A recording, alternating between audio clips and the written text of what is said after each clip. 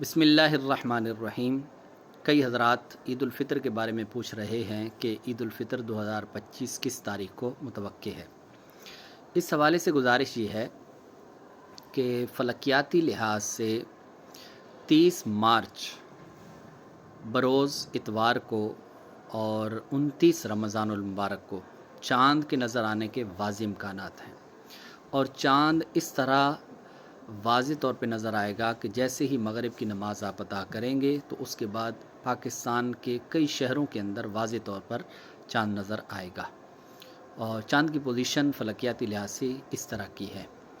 اور اگر چاند نظر آ جاتا ہے 29 تاریخ کو اور شرعی شہادت موصول ہو جاتی ہے تو پھر اس وقت انشاءاللہ العزیز جو عید ہوگی وہ 31 مارچ بروز پیر کو ہوگی۔